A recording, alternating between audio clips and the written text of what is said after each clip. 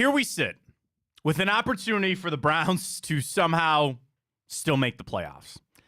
And I think with everything that has gone on, we know the trials and tribulations this team has gone through. It's not been easy, and it was never going to be easy. But I even think this is a little harder than we even could have expected it to be. With all that in mind, there's Kevin Stefanski, man. He's still in the middle of all of this.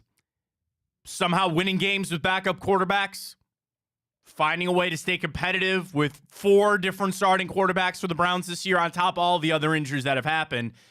And I still feel like there's some convincing for some people out there, which is a little crazy. Really, we got into this yesterday, Ryan, of counting up all the coaching changes that we might have in the NFL this offseason. And usually there's always at least 3, right? At least 3, 4, sometimes 5. And we expect it to be a pretty busy offseason. With all that in mind, is it time to extend the head coach of the Cleveland Browns? He's got 1 year left on his deal. I know it's not like he's walking into free agency, but you never want a guy just hanging on for a lame duck season. I don't think that ever works anywhere. And the question is, has Kevin Stefanski done enough for you? Get him his contract extension. Is that something that you're ready to say yes on? We'll discuss that. We got a Guardians announcement. Nice win for the Cavs. Thursday Night Football. We got our boost with Tipico. We got it all for you right here on a Thursday. Welcome to the show, everybody. I am Matt Fontana. He is Ryan Tyler. Good morning. Happy to have alongside with us. Again, we'll have breaking news in a way, Ryan, at 10 a.m. on our show. They're not, I'm sorry to Hayden Grove, Cleveland.com, because I love Hayden, man, and he tweets everything about Ohtani that he can, but it's not Shohei Ohtani. Or maybe it is. I don't think so. But anyway, they have an announcement at 10 o'clock. They sent a video out. There's 2 other ballparks in Major League Baseball that also sent the same video. So can Shohei Ohtani play for 3 teams? What a breaking thing that would be. What if we leased Shohei Ohtani? Hey, as long as he's not on the Yankees, man. Well, I it's don't the care. Mets. The other two ballparks that tweeted the same video was Minnesota and the Mets. What if all 3 teams leased Shohei Ohtani? And they debate on which. And here's the rule: we can't play him when he's on the Mets. He can't play against us when he's on the Twins. I could do this deal right now. What if we split his contract 3 ways? It's like a timeshare. You have to sit down before the season and pick the weeks that you want Shohei Ohtani. And the Twins can't have him when we play him and vice versa. Mets can't have, you can't play against him. So you'd have to rotate through. What about a groundbreaking deal in baseball that we will split Shohei Ohtani's contract with the Twins and the Mets? What happens if you meet in the playoffs, though? How do you decide? Is he just strictly done for the year? Oh, that's a good question. We got to figure out that. That's a good question. Yeah. Is this on a per-game basis? What if he played Tuesday in Cleveland and had to fly to Minnesota for Wednesday? What happens if he gets hurt? Those are all things that I have to figure out. I'm not saying it's a bad idea. Shohei Ohtani timeshare. Write that down. Send that over to the Guardian. Yeah. Let me write that down. That's a great Put that's that down a great as an use idea. of my time. A Shohei Ohtani timeshare. Has anybody actually ever gone to one of those timeshare meetings? Do you know about those? I know about them, but they trick you to get down there for a free vacation and then just inundate you all day with signing up for a timeshare. Has anybody? I would love to know if anybody out there has actually ever done it. That'd be interesting. But there's an idea for it. But no, I don't think it's Shohei Ohtani, but you never know. So we'll get that announcement coming up at 10. We'll dive into some Cavs tonight. That was a nice win. I got nervous. I sent the tweet where I go, dude, if they lose this game, but they didn't. They held on. Our parlay, foul trouble, man, cost us on Jared Allen and Evan Mobley, but that's okay. Solid win for the Wine and Gold. We'll talk about that coming up. We got the morning update. We'll get to Time Hop. And our bracket of the week was very close this morning, Ryan, of the best classic rock band. It was 2 different brackets. The Beatles and who were close? Highly overrated Queen. The Beatles, and by the way, the Queen is winning that, rightly so. And then Pink Floyd and Guns N' Roses are very close. Yeah, that's closer than I thought it was going to be. I thought Tom Petty'd have a little more for that. Yeah. I really did. I saw Tom Petty trending this morning. I thought it was our poll. I thought our poll got Twitter all fired up on Tom Petty, but vote on that at Matt Fontana Show. Drop us a follow there if you can. We got a lot to get to this morning. We're starting with Kevin Stefanski, though, because I know that there's this group of the fans that they're not sold on Kevin Stefanski. And I know the in-game adjustments, there's some things on play calling, and when he runs the reverse, there are people that have about heart attacks when he does it. But it really got me thinking, Ryan, about what more does he need to do this season to prove that he needs a contract extension? And I say that coming from a pro-Stefanski side.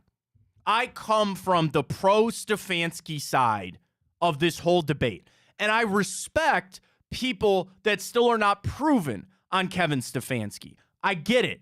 Being the head coach of the Cleveland Browns is usually a very polarizing position. It's rare that you find somebody that unanimously people are all in on. And the thing is, as much as the quarterbacks have turned over since 1999, we know usually it goes right with the head coach. Head coach. And just off the top of my head, the two coaches that I think have gotten second contracts with the Browns, Hugh Jackson, with that whole was given a deal, whatever, after going 1-31. And do you know the other one, Ryan? Wait, so you're saying there's only two coaches? Since 1999, and I will give you a caveat. I don't think Butch got a contract extension. He might have. And Hughes only one of two? Yeah, there's only one other one. Wow. What? There's only one other one that I know of for sure. And I'd have to look up Butch. I'd have to see about Butch. But do you know the other one that I know for sure? Was it Mangini? No. He was 2 and done, man. Really? Yeah. Let me think, because I'm just like going through names and I'm like, no way they got an extension. So Butch was forced to resign in December of 2004 after becoming the head coach in 2001. So I don't think he got an extension. But there's one other one that I know for a fact did.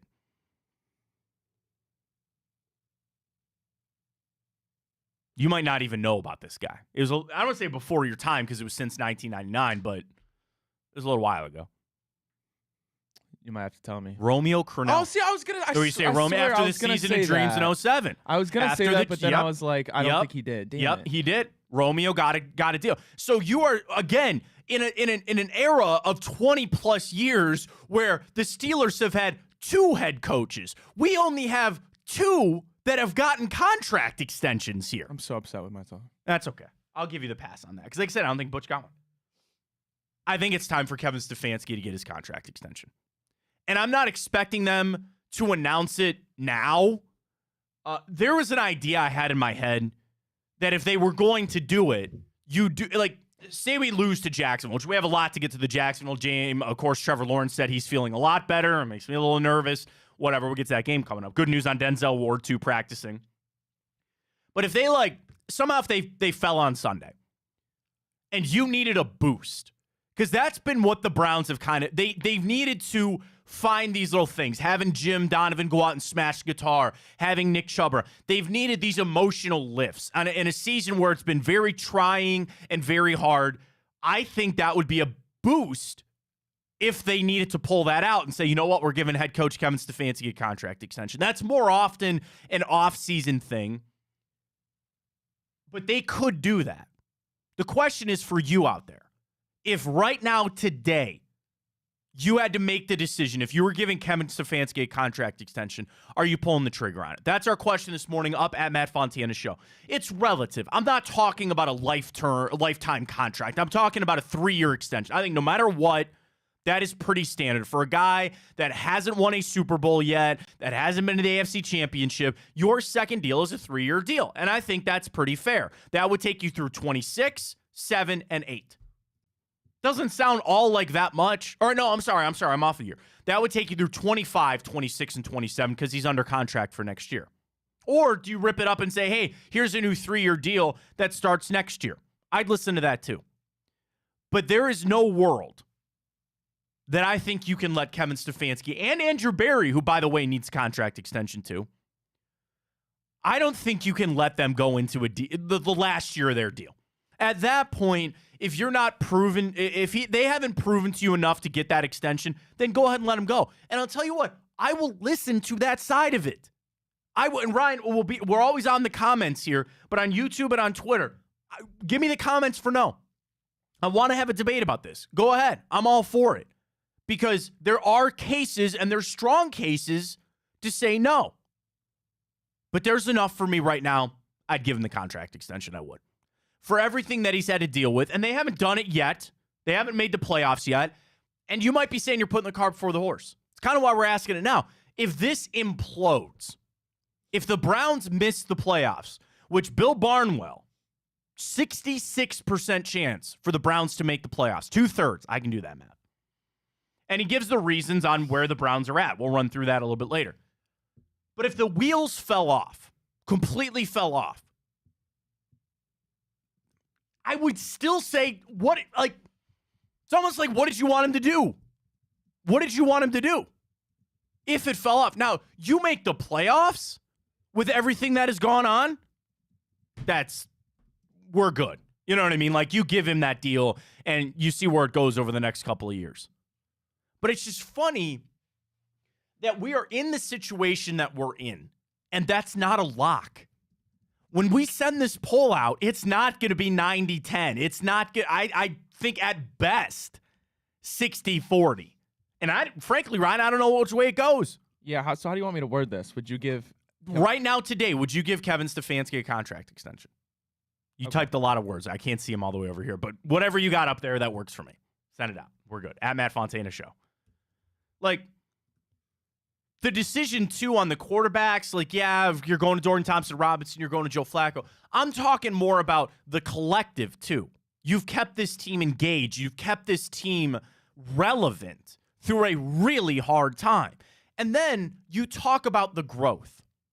Because one of the things with Kevin Stefanski, and probably the biggest thing about his time in Cleveland, we still haven't seen yet. What is it? Him with Deshaun Watson. And if you want to try to tell me that you saw enough in the sporadic play that you got from him to make a decision about the relationship between Watson and Stefanski, I can't join you on that. There's no way that I can watch cut up games and starts here and injury there. I still have so much intrigue on what they can do together. Enough that I need to see it.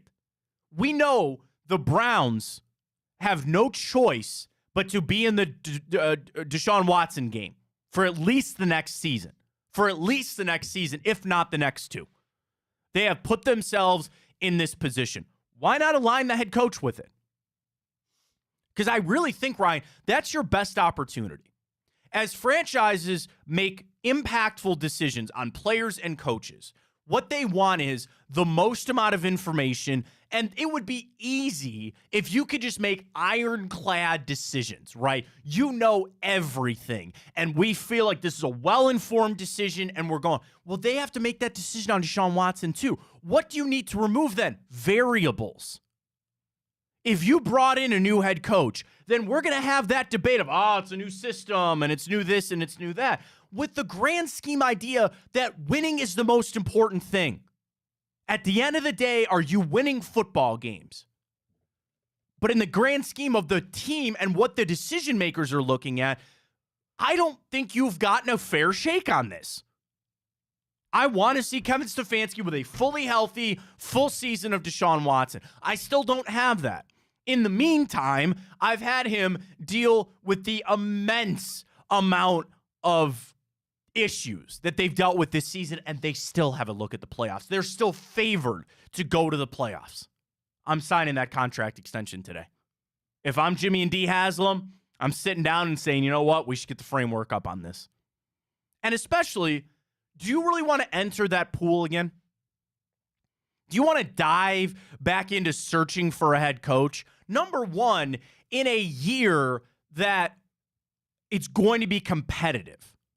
It's going to be competitive on the coaches that are available, but also the teams that need a coach. And also what that says to the rest of the team. This team seems to be in on Kevin Stefanski, and they believe in him. What does that say if you don't feel the same? That they've gone through all of these things together and kept it on the rails, and there's no guarantee for Kevin Stefanski beyond next year. That's a scary world to live in. And am I fanning scared a little bit to say, well, who are you going to go hire? Because that's my saying. I said that about JB Bickerstaff. I say that about anybody that you want fired or gone. That's fine. Who are you going to replace him with? Who are you going to replace him with? And I think Kevin Stefanski has done a good enough job to get that extension and stick around here. I'm intrigued enough. And at the end of the day, sign him to an extension, and then at least it syncs up with Watson. Because we know in 2 years' time, because you don't really have a choice for next year, and I really don't think you have a choice the year after that, you're in on Deshaun Watson. And if in 2025 or more often 2026 probably, you need to make that decision to pivot, then you get a clean slate. Your clean slate is new head coach and new quarterback. But that at least is synced up for that. And that's another reason why I'd say go ahead and sign him to that extension and see. I want to be proven 100% correct on this. I want this to be an easy decision for the Cleveland Browns, but it's not. And I'll ask you this, Ryan. Do you think making the playoffs, and maybe that should be an option on the poll card. I know I already sent it out, but there will probably be people that say, make the playoffs, then we'll talk.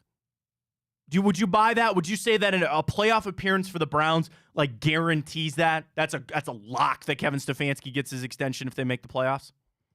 I would. Oh, you hesitated. That's not a lock then. Well, yeah. Well, I don't know because, if we manage to drop these games against like the Jets and the Bengals, then there's gonna be so many questions, right?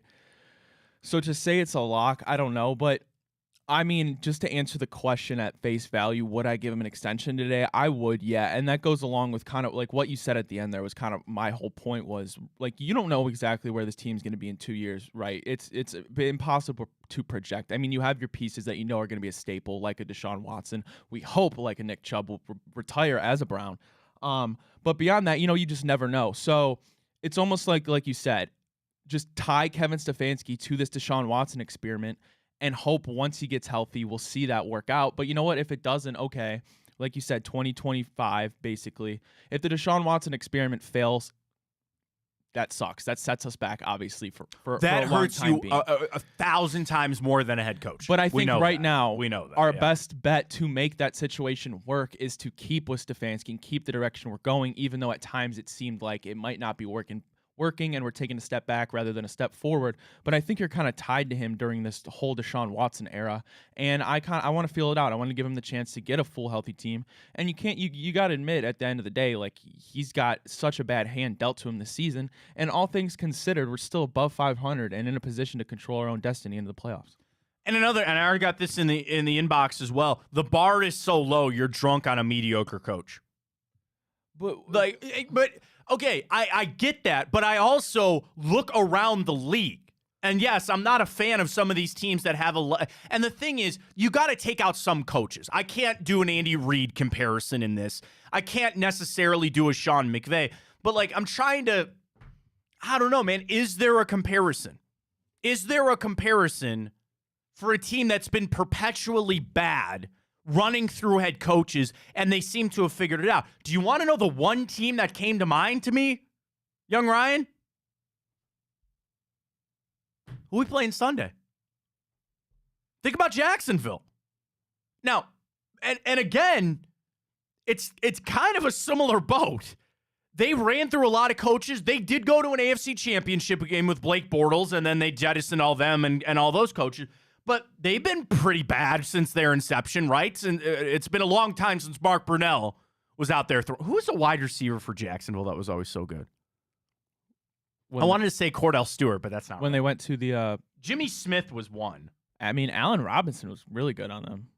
He had 1 year where he had like 12 touchdowns or something like that. No, this guy more than that. This guy's like their Jimmy Smith, Keenan McCardell. That's who I was thinking of. Keenan McCardell. Thank you very much. Oh, God, I forgot they drafted Justin Blackmon. Remember him? I was all in on Justin Blackmon. I wanted him so bad for the Browns. And boy, they got Trent Richardson. It wasn't that much different, but still, nonetheless, we digress. But Jacksonville, I mean, great. It's different. You know what? It's not the same. Doug Peterson won the Super Bowl. But, like, they found a coach. Like, I try to mark where the Browns are, because I understand that comment that our bar has been so low. So we have a coach that some are calling mediocre and he looks like a genius. I get it. But I look around and I say, I think he's good. Like, would you say Kevin Stefanski's in the top half of coaching in the NFL? Without a doubt. So then what are we doing? What are we doing? Yeah, I agree. Like, and is that good enough? People sometimes get so tripped up that you have to have the best of the best at every position. And that's not necessarily true. Like, for the Philadelphia Eagles, is Nick Sirianni the best head coach in football? No. Is he top 10? Well, absolutely. That's it.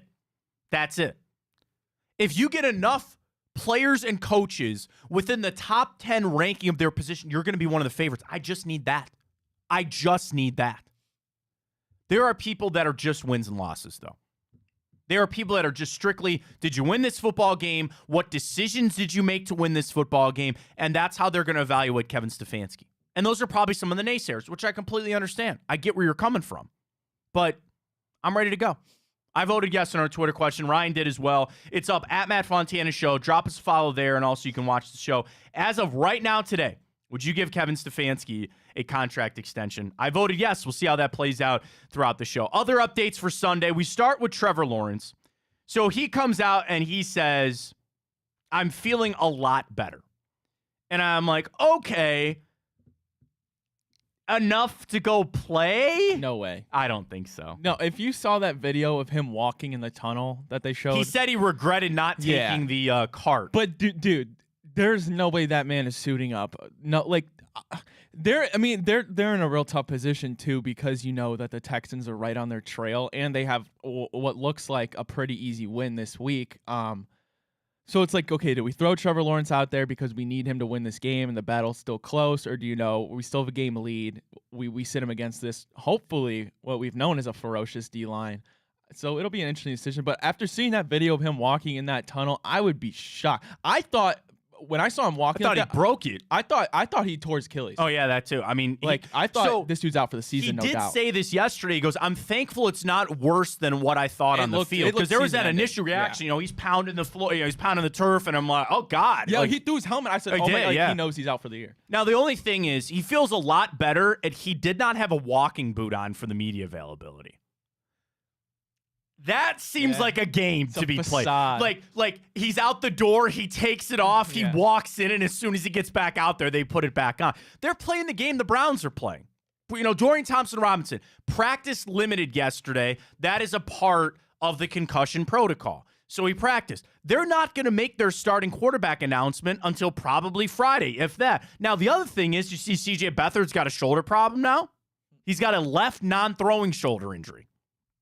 So they're banged up as much as we are. Well, I guess relative at the point. So I was all in on what you said. I agreed with you. I'm like, there's no way that Trevor Lawrence is playing in this game on Sunday. Now they got me, Ryan. I think they got me. I think Jacksonville has gotten me. Don't let them. I need to be smarter. I need to be a lot smarter and say, no, it's all fake. He feels a lot better. The thing is, you can start a game and on one drop back go, oh, crap. Or one hit or one rolled up. That could happen. I don't wish injury. I truly don't wish injury. And I appreciate the Browns. Like, they were talking about that yesterday. Trust me, they'd want they would want Trevor Lawrence to play in that game. You don't want an excuse. You want to play the best. And I do think that there is an issue about having to, prepare for both. And I know that Jacksonville's having to do the same. Different level there for Jacksonville, but you got to prepare for two quarterbacks. I know the Browns are doing that as well. Denzel Ward back in practice yesterday was some of the best news that I could have gotten yesterday. So he practiced on a limited basis. He's supposed to speak to the media today. That would be signs pointing towards, excuse me, I'm mixing up all my words this morning, pointing towards he's going to play on Sunday. And they need him. They need him in the worst way. And we had that discussion about the importance of Myles Garrett versus Denzel Ward on this defense, and at least having them out there. And for Denzel, a shoulder injury, that is impactful. I'm going to need him to maybe make a tackle. But at the end of the day, just play coverage, man. Knock the football away. I'm never in favor of making a business decision. And what I'm talking about is sometimes guys, they see somebody running at them or them as a running back, they run out of bounds. This might be a situation I want Denzel to make some business decisions. Stay away from the shoulder, and I'm sure they're going to attack him. I'm sure early in the game they want to see where he's at with that shoulder, and they're going to throw at him and see. But you need Denzel Ward out there Sunday, so I'm very happy. Ryan, that was like a little bit of a weight lifted off my shoulder that you're going to have Ward back for Sunday. Yeah, I mean, we had that giant debate on yesterday's show about if we could pick between Myles Garrett, Denzel Ward, and Amari Cooper to be 100% healthy. The majority of the vote was Myles Garrett, but then trailing was Denzel Ward. And I mean, it kind of was a bit refreshing for me because at times I have Denzel Ward, no doubt, is our best cornerback and top 10 in the league. It should be. And it was just kind of refreshing and reminded me a little bit just to see in his absence how just exposed our secondary was against the Rams. It was kind of refreshing to be reminded about how good Denzel is and how game-changing he truly is, like his teammate Myles Garrett. Maybe not as much on a regular basis, but man, without Denzel Ward, our secondary just looked completely different. And they got to make some changes. Regardless, you've had 2 games where you've been exposed on defense, and you're facing another good offensive mind in Doug Peterson. I like Doug Peterson as head coach a lot. I do. I think he's really good at what he does. And you're facing Travis Etienne, who I think is a bit of a sleeper as a really good running back in the NFL. You're going to have a lot of problems. You got a lot of problems. You're going to have to cover not Eric Ebron. Not Eric Ebron. Same initials. E. Why? It's now in my head. Come on. Oh, my God. I keep thinking Eric Ebron now. Need a lifeline? No, no. You want to phone a friend? Oh, my God. You want to phone a friend? I cannot. Dude, you ever get that where I for the life of me, cannot get Eric Ebron out of my mind? He's a running rebel? That doesn't help. But I can't get Eric Ebron out of my mind. Evan Ingram. There it is. Oh, there God. it is.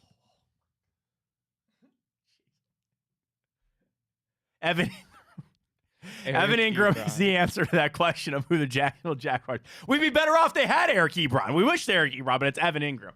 Is there? My point is that you have 4 guys on that offense that I'm worried about. Eric Ebron. Dude, come on. Dude, seriously. Oh, my God. Come on. I didn't even do that on purpose.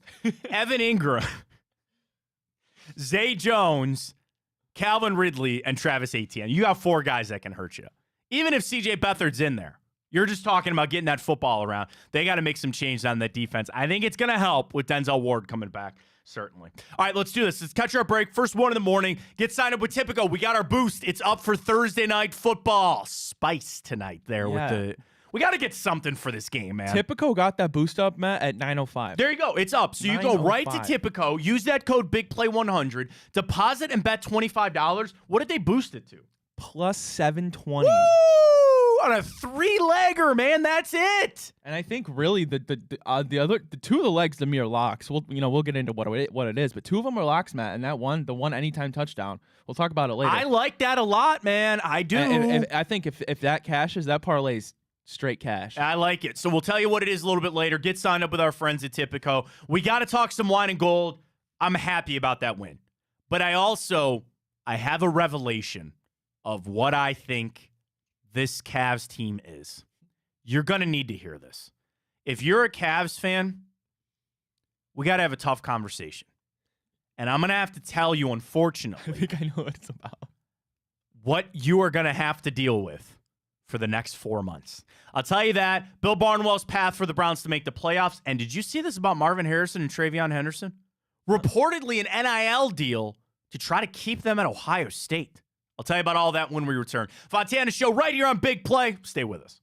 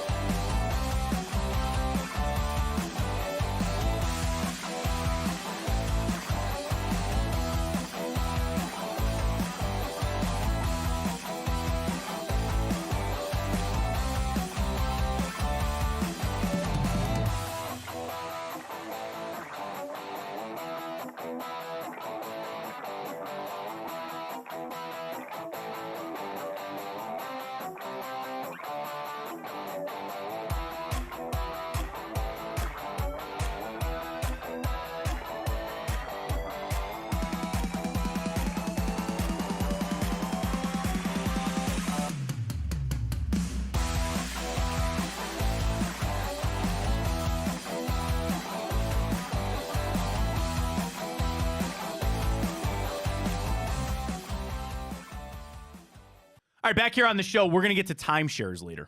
I have found somebody in my family who has, I asked, I need all the details. So we'll get to that coming up a little bit later. We got to talk some Cavs, though, wine and gold. That, good win. Okay. I'm not going to put I'm not getting crazy on that. That was a solid win there against Orlando. Orlando's a very good basketball team. And the Cavs got a 10-point win. Now, you were up by 20. You let them get back into it. And I had people in my Twitter inbox instantly go, they're going to go on runs. Paolo Banchero is really good.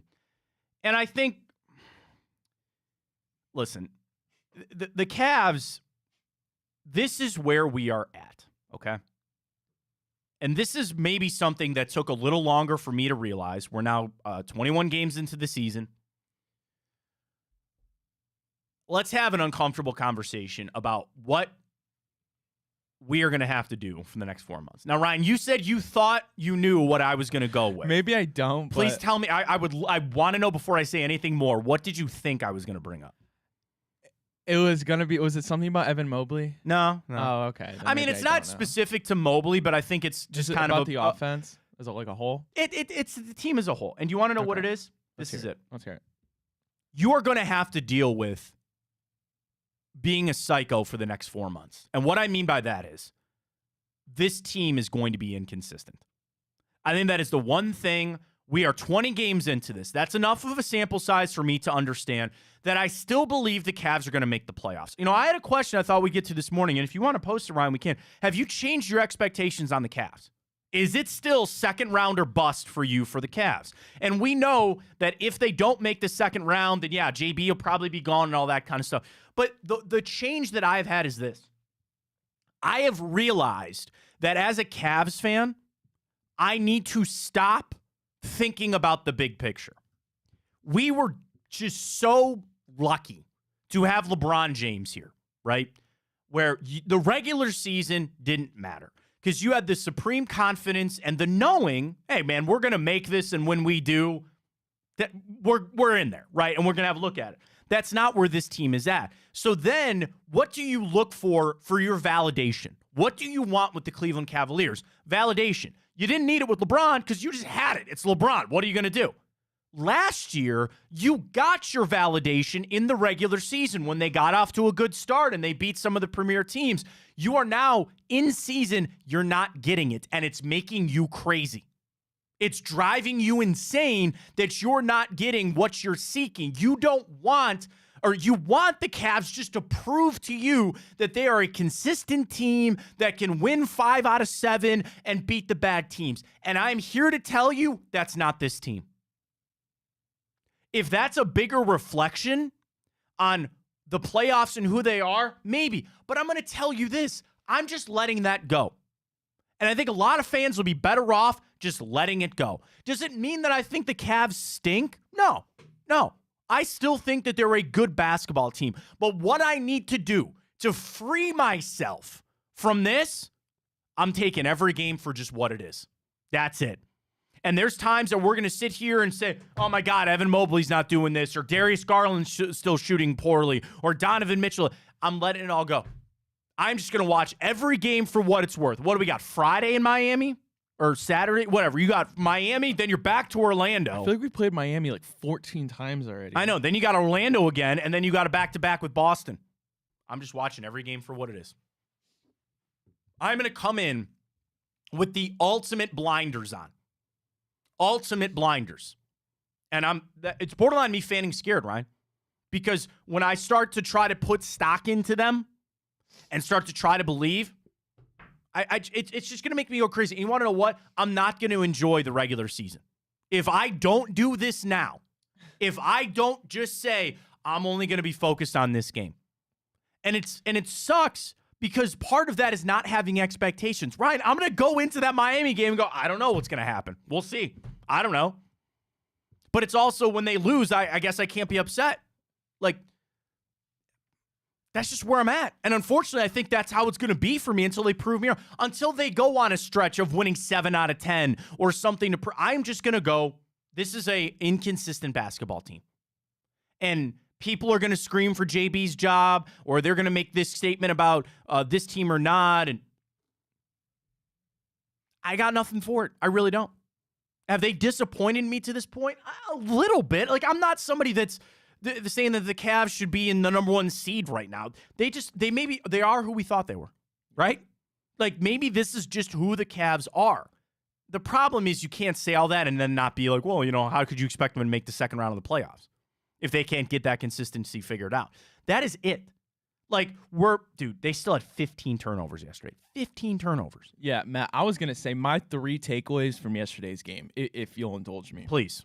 Number 1, I'll start just from the top, and I'll get to that one last because that was a great point with your turnovers. Atrocious. Evan Mobley, right? Yep. Generational talent on defense. Yes. He's got to start finishing at the rim better. I like seeing him take the ball up. He's one of those tall centers that, has the ability and doesn't look super weird when he takes the ball up. But he's got to finish. He can play above the rim. Yes, he's got to finish at the rim better. Yes. Second, oh my God, what was I about to say? Whatever, I'll get to that. But you're right. That first half, I don't know if you put it on the players. Obviously you do. But how much you put it on Bickerstaff or maybe not instilling it or getting on them. They got to cut those turnovers out. Yeah. It is getting ridiculous. That's how a team comes back from a 20-point. That second quarter, there was just 3 possessions in a row. Didn't even look like they wanted to be out there. No. Quite frankly. And is it them doing too much? Is it them trying? I don't know. Last night was really hard because you got a lot of guys in foul trouble. You had a lot of guys that they had to restrict minutes, and I had to see my guy Dean Wade get out there. Oh, that was my third takeaway, and it's a good one, so I'm glad I saved it for last. Max Strus signing. Amazing. Okay. I'm going to sound really negative. He started 3 for 3, right? He finished then 1 for 5 because he only finished 4 out of 8 from behind the arc. Yeah, Cavs shot better. They shot 41% from behind. That's better. And I think for the frustrations that I have, turnovers and 3-point shooting. That's it. That's 1 and 2 for the Cavs right now. Yeah. And those things can be remedied. They can be fixed. But, I think we just need to accept that this is going to be an extremely inconsistent basketball team. I mean, the thing is, which sucks, is when Mobley or Allen are in foul trouble, we're so exposed. Yeah. We're so exposed. Oh, yeah. Yeah. And you're going to need, last night, the crazy thing is you had to get 42 shots between Darius Garland and Darius Garland, Donovan Mitchell. Yeah, Mitchell went off for 35 and a nice 26 there from Garland. I can live with that for a couple of games. I would imagine that's not something that you can really go an entire season of having 2 guys take 42 shots in a game. But if that's what you got to do, it's what you got to do. And the thing is, the same debate that we've had, is Donovan Mitchell a guy that you can turn to and say, hey, man, just take all these shots and try to, will us to a win. The one of the positives and one thing that I did feel really good about the Cavs last night, because I'm not down on the Cavs. I know it sounds like I'm not. I truly am not. They're just an inconsistent basketball team, and I'm going to have to live with that until they figure it out. And I'm going to watch every game as I always do. We'll do our typical boost for them as we always do, and I want them to win. But I am just going to enter every single game that they play without expectations that they could win by 20 or they could get smoked by 20. That's who this team is, and I think accepting it will help all of us navigate this season a little bit better. What I was going to say, though, about watching the Cavs play last night, that gave me a little positivity that their backs were against the wall and they came out scorching.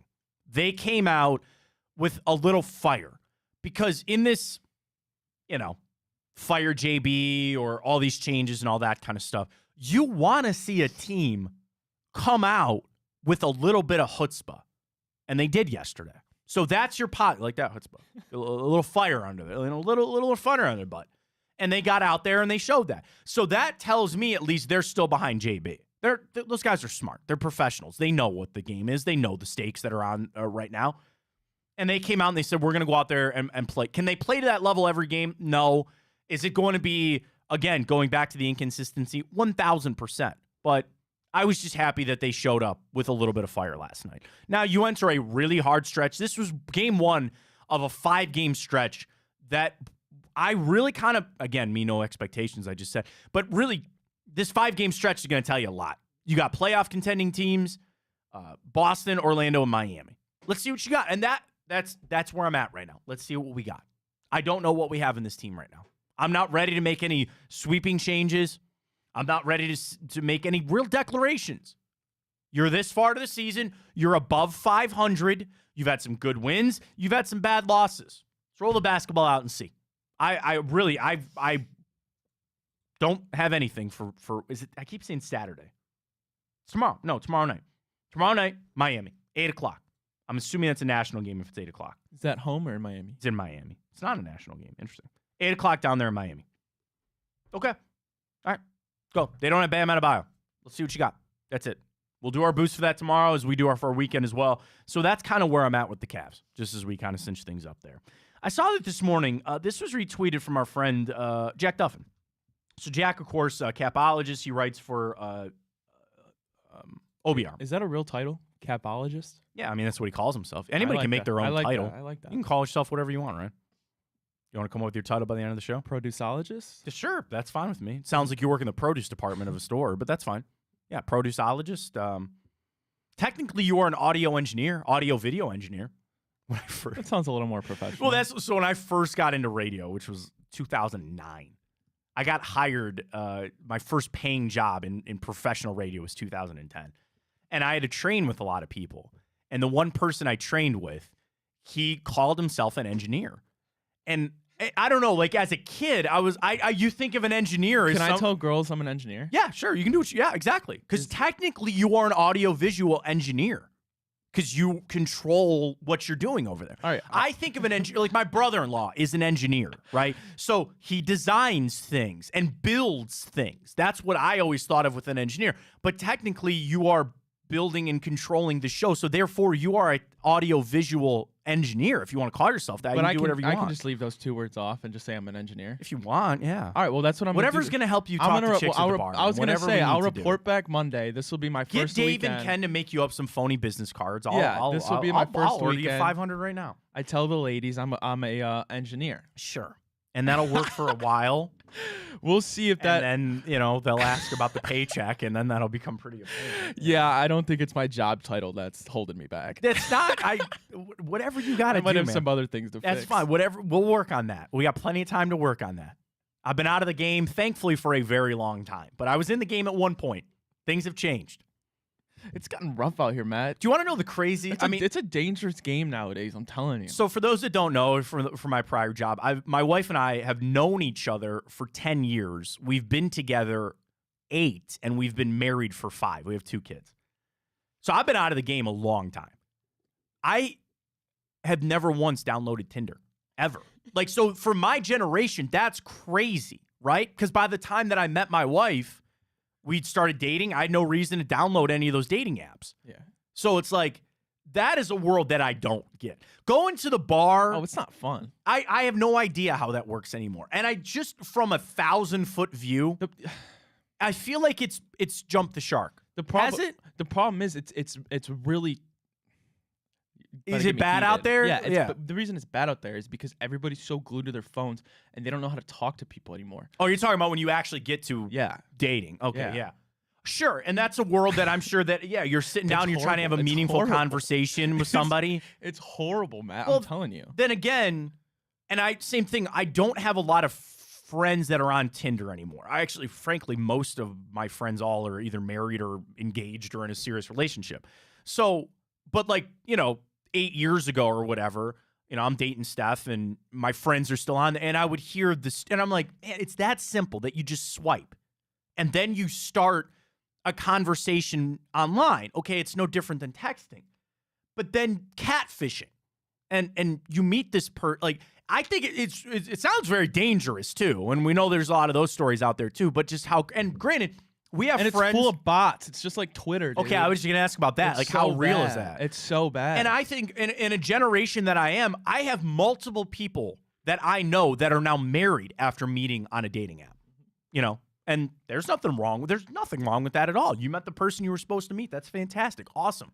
But it's just that. So when we talk about helping out, I can help you out in a way. I'm rusty, but the bar scene and going to the bar in college. I need a wingman. Oh, I'm bad. I had no. My wife would tell you, man, I had no game. I have no game whatsoever. How'd you land her? My friend DM'd her my number, and she made pretty much every move to get that started. That might be a success story because I don't think that would work more than often than not. Swear to God. I met her. I knew who she, like we met at work. She actually thought I hated her because I was so afraid to talk to her. Seriously. Isn't that crazy how I works? was so deathly afraid to talk to her. Yeah, your brain just like turns off. I thought she still is and was the most beautiful woman I've ever seen. I was starstruck. I was absolutely starstruck. I'm telling you, your brain doesn't work when you're around those people. I literally cast her aside. Like, I didn't want to talk to her because I said, I'm going to say something stupid or I'm going to screw this up, so much that her friends would come to me and be like, why do you hate Steph? And I'm like, oh, trust me, I don't hate her. It's the exact opposite. So then she actually went back to school. We met over the summer while we were working. And she went back to school. My friend DM'd her my number. And that's how it all started. And it's funny because like our Facebook friendship anniversary was like last week or something like that. And all the comments, she's like, where would we be today if I didn't do anything? And I go, I don't know. Yeah, it'd be a scary world to be in. I'll tell you that. You right gotta now. like, you owe this friend your life. I do. I thank him very much. I was in his wedding. I thank him I very much thank him for that. And really, again, my wife, because she'd be like, this guy's a jerk. He's not responding to anything. Screw him. Here we are today. Who would have thought if you could go back and tell I know, however right? old It's you crazy. were that you'd have a child with this woman? I should have probably stepped up a little bit. So that's where I don't know if I can help. I'm out on helping you on the online stuff. The in-person thing, I don't know. But how did we start talking about this? Because the reason we were talking about we're talking about your titles. Yeah, that's right. And I can tell ladies now that I'm an engineer. You can tell yourself that you're an engineer, or tell them you're an engineer. Yeah, that's fine. Maybe I'll, try that. Report back. See how that goes. It'll be this weekend will be the test run. Anybody out there listening that is single and or has a single friend or a single daughter or whatever, Brian is very available. Throw me a bone. Hit him up in the DMs there. What really started with this was Jack. So I talked about Jack Duffin, the capologist, a capologist engineer for the OBR. He retweeted something this morning that I thought was interesting. And I say this because, okay, all right. There's a guy named Christian Williams who I have not vetted this story. I saw Jack retweet it. Christian is verified on Twitter, which means very little in today's day and age. And he's got, I don't know, 10,000 or 11,000 followers. So take that for what it is.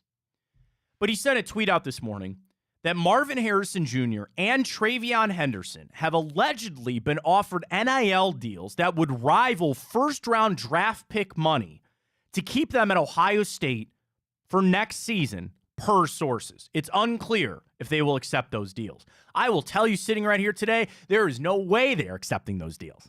Absolutely not. And that's the same thing with Caleb Williams that tried to pull that NIL stuff, or I'll stay. They're nuts. Anybody, anything that would steer these people right, because that's the other problem with college athletics. You got a lot of people that want to take advantage of young people that are going to be making a lot of money and take advantage of their family, and they get bad advice. They're going to the pros. Because first-round picks, which Travion Henderson and Marvin Harrison will be, they will have that 4-year deal with the 5th-year option. Yeah, they could get a deal for $7 million for the first year. But then you are missing out on so much money down the line. And Jack even tweeted, that'd be like maybe passing up on $40-odd-some million. That's not happening. There's no way that that's happening. But, and also, like, why would they want to come back to Ohio State? We've discussed it a little bit that there's, Riley Leonard is trending, the Duke quarterback, and they'll go get one in the transfer portal. Why would they want to come back to that? The same reason that Kyle McCord transferred, the same now, and this is crazy for me to say, I think now is about as good as time as you can get to get the hell out of there. Because I'm not some alarmist. I'm not somebody that's like Ohio State is a factory. They have built it up where they're going to be competitive almost every year, and they've got a good recruiting portal, and they've got a good recruiting class coming, all that kind of stuff. You don't want to be there right now, I don't think. I don't think now's a good time to be at Ohio State. I just feel like something's brewing there. And it's hard to say that, but you're like, it's not even a question. You are staring down the NFL and tens of millions of dollars, and you want to go back to Ohio State, who's in a state of flux right now for pennies? No. And if that really is true, which again, I don't know who Christian Williams is. This could be true. This could be not true. I don't know. But Ohio State, I guess, has the power to do that. And are they trying to save face? Maybe. But that's what you know. Like, I could have told you that the second that the Bosas and Zeke Elliott and Michael Thomas and Marvin Harrison and Travion Henderson and Chase Young, the second those guys hit campus, you got 3 years, man. That's why a lot of them, they don't even bother with a red shirt. You might as well put them out there because they're gone. They are absolutely gone. And I think that's maybe an issue of what Ohio State has become. You used to have multiple guys. Now you got nobody. Really? Like, that's kind of the miss, I think. There's just, who's the big recruit? Aaron Noland? Is that it? Well, I'm like, and you know, this is obviously coming from a guy who hasn't played football, you know, at a high level, so I have no idea what their mindset is. But when you see this much money on the table and you're a prospect, like you mentioned, a Bosa, Chase Young, and this doesn't even just go for Ohio State, but every other school, like, really, how important is a national championship to you in the grand scheme of it? If you could just go play somewhere else, make more NIL money, then still go to the NFL like you were going to, and, you know, not waste time, because the second you get to the NFL, that time's ticking until you get your second contract. Yeah. So, like, realistically, how important is, like, a national championship to these guys? Not very. I mean, they say it, sure, and I think you would want that to go down. I mean, if you can win one, I think that's an important thing. But there's a couple different classes of players in the college realm. There is that group that, you know, this guy's going to go to the NFL. This is a guy that pretty much borderline out of high school. They need some development. They got to put on some weight. They got to play in the system, sure. But they're probably going to go have a pretty good NFL career. That's group one. Group two, you have your Stetson Bennett's of the world. Guys that are pretty much only ever going to be known for what they did in college. JT Barrett, and they had probably a successful career, and even before NIL, probably made good money. I've joked about this before. JT Barrett, and I don't know what he's doing now. I think he's coaching, maybe. The best thing he could have ever done was go and open a Chevrolet dealership in Columbus, Ohio. JT Barrett Chevrolet, come on down and get a brand new Sierra 1500, and you get to meet JT Barrett and get an autographed picture. There'd be a line out the butt down the Olentangy River probably for people to do that because he's a Buckeye. He's a legend. That's fine. There's nothing wrong with that. So that's your second class. Guys that stayed in college, and that was pretty much all it was ever going to be. And then there's other classes of guys that, you know, maybe improve themselves to NFL. And I'm saying, I guess there are some that could muddy those waters, and they're kind of both. They hung out in college for a long time, and then they made it to the NFL, sure. But the vast majority of players fall into one of those two categories. Guys that are actually going to go play in the NFL and have a career doing that. Other guys, their career was basically in college. That's it. And unfortunately, you're going to win with Group 1 more often than not because they're better players. You're going to win with Group 1 more because they're college guys. And you got, like, Trevor Lawrence. Got the best of both. He was there for his 3 years, won national championships, went to national championships, and now he's first overall pick in the NFL. That's perfect. That's perfect. That's fine. But you got guys, and I'm not saying at all that Travion Henderson and Marvin Harrison didn't want to win a national championship. Of course they did. But in the grand scheme of it, it was time, you know, the NFL was probably their end goal. And that's fine. There's nothing wrong with that. And that gets back to, you know, I did that baptism with the Michigan thing. That's what I think some Ohio State fans have a real hard time understanding is to, you know what Ohio State fans don't really want to hear that they lie to themselves about? That some of these players don't really care about the Michigan thing. They fake like they do, they pretend like they do, but they really don't. How dare you? I know, right? How dare they? And Ohio State fans, just that boils them to no end. And I don't know why. It's fine. It's okay. It's not a big deal. And I'm not going to name names because that's unfair. I don't know that. But yeah, they drink the Kool-Aid for a little bit because that's what they have to do, but they have bigger goals in mind. And that's where they're at. There's no world. There's no way. I frankly don't think there's any NIL money that could get those guys to stay. None. Especially for Marvin Harrison. Do you see that wide receiver market right now? Do you see the money that is going to start getting invested in some of these guys? And you have a chance to be one of the elite? Oh. Bye. And I would tell... I got a lot of flack, Ryan, before the season when I said Marvin Harrison should sit out. And people freaked out on me that I don't value competition and that how dare I?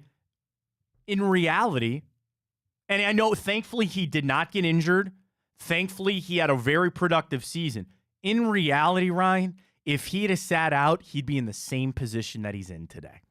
The same exact position. Now, I know that it's fun to play football, and Marvin Harrison wanted to play football, and he wanted to play at Ohio State and play with his friends and his teammates and his brothers. That's great, and I love that, and I'm glad. I have no problem with him doing it. But if he would have sat down with me in July, I'd have said, Marvin, don't do it. The risk is too much. And again, I'm so thankful that he didn't get hurt. But he's in the same position that he was before. You want to roll that dice again? No. Go to the NFL. Get out of here. Go. And I'm sure Ryan Day said the same thing. Coaches have to have that awkward conversation, too, with players when they tell them it's time to go or it's time to stay. And they apply to that draft board. None of that applies to Marvin Harrison. That guy's going to be a top 5 pick. There's no question about that. You go. It's time for him to go. So any NIL, it's stupid. Is that Ohio? And again, I don't know the validity of that report, and I apologize for bringing it up because if that's fake, then I'm spreading fake news here, and we don't want to do that. But that's maybe Ohio State trying to save face. That's pretty stupid. I think it's frankly pretty stupid. All right. Oh, we didn't get to timeshares. I got a lot of information on timeshares. Well, we're seconds away from the Guardians announcing. Oh, you want to wait for that? Okay. They've signed Shohei. Okay. Yeah. I already got a deal on somebody where I got somebody has a sister. If you're interested. Yeah. Send me the information. I'll get that over to you. That'll be something in 2024. Maybe we'll work on find Ryan a lady friend. I'm a play Bachelor show. We could do that. I've been a part of that several times on my prior stop. Yeah, The Bachelor, Bachelorette. Who doesn't want to date an engineer? Exactly.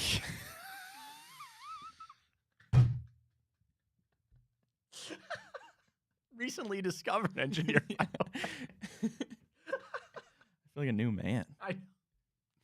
We've uplifted Ryan that he can My start parents are calling gonna be so himself an proud of me. audio-visual engineer. My parents are going to be so proud of me. Aren't they? Go home. Thanks for the, I think about that. My parents, like, they paid for my school, and I'm like, you paid for me to go to a nice private university. Here I am sitting doing this crap. Thanks, though. There are doctors and lawyers out there. Here I am. Oh, I'm getting impatient from the Guardians. It's 10 o'clock. It's 10:01. Refreshing. All right. I don't want to spoil it. You want to wait for it? Yeah. You want to wait? We're going to wait for the Guardians announcement, which is supposed to be at 10 o'clock. Tell us about timeshares in the time being. You want to do that? Okay, so I had somebody that went to a timeshare. So we started talking about a Shohei Ohtani timeshare. So this is what it is. They tell you to go to a meeting. You get free drinks and food and walk away with a $200 Visa gift card. But you're in a conference room. You listen to an hour-long speech. Then you have to go on the tour to go see the timeshares. It's like 2.5 hours, and they won't give you the gift cards until the end. The free food is crappy crackers. The drinks are coffee and like one glass of champagne. It's 2.5 hours of torture for a gift card that you could have been at the pool for 2.5 hours. If you decide to go to the timeshare, they give you more deals, but you have to stay even longer. But do you get to stay the day? Are you there for a week? I think it's like a one-day thing. You get to go to the resort for like one day. And then the timeshare, then there's all the, and again, I'm never really a part of it. I've never done it, but it's like, don't you have to sit down and like argue with other people about what weekends you go there? I have people that divide up their Browns season tickets. And every year they have a meeting where it's a pool of people. It's usually 4 families. And they sit down and they have their draft where one that I know, they roll a dice, right? They roll a die, I guess would be one. And whoever gets it, they get to pick a game. Then the next person picks a game. And I will tell you, even sometimes amongst family, Ryan, that gets nasty. That gets ugly when you pick games. And then they say, damn it, I wanted to go to that game. And then the trade's all. So what's a timeshare like? Where you sit down with people and you go, all right, I really want the weekend of June something. And you go, nope, sorry, I already take it. Well, what's the point? What's the point? The Guardians have sent a tweet, Ryan. They're getting snarky with John Heyman. All I see is their latest tweet is congratulating Josh Naylor on. Well, that was an hour ago. Yeah. So they sent a tweet as a reply to John Heyman, who said, updated hitter rankings. He did the top 15 hitters, and he did not put Jose Ramirez in it. Come on, guards. Yeah, so he said, what's the announcement, admin? It's a concert. Shut up. It's a concert. It has to be a concert. It's Shohei, dude. The Shohei timeshare between the Mets and the Twins. The Twins and the Mets sent the same video out. It's a concert. I would say it's a crappy concert, but that's mean of me to say. I don't even know who it is. Okay, I lied. I know who it is. I don't want to spoil the announcement. We derailed the show here, Ryan, for an announcement from a team. That's not late. even here. That's late. All right, we can do it. All right, Matt, take your show back. I don't want it. Here comes the announcement from the Garden. No, I'm just kidding. They have not sent it out. Well, I was just going to go to break so we can do the morning update. You want to do that? We'll start with the morning update when we return. Let's do it. All right, morning update. I still have Bill Barnwell with his path to the playoffs for the Browns. What was the other thing I was going to do? Oh, we got to talk a little Pro Bowl voting because that's out as well. We'll get into our Twitter question, revisit that as well. Would you sign Kevin Stefanski to a contract extension? That all comes your way next. Matt Fontana Show right here on Big White. No, I'm just kidding. No announcement yet. Back right after this.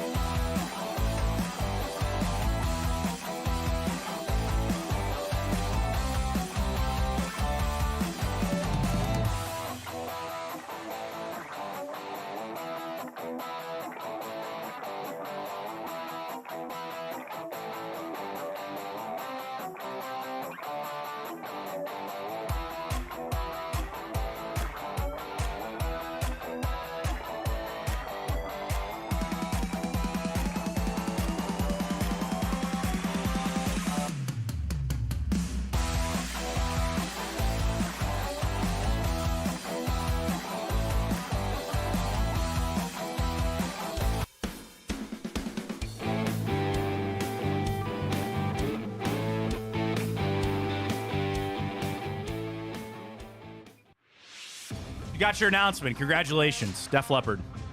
Boo. Boo. Yes, the Guardians have made the announcement. It was one of the worst kept secrets that Def Leppard, and Journey and Heart. Come on now. July 30th. Progressive Field. They better get that stadium done, man.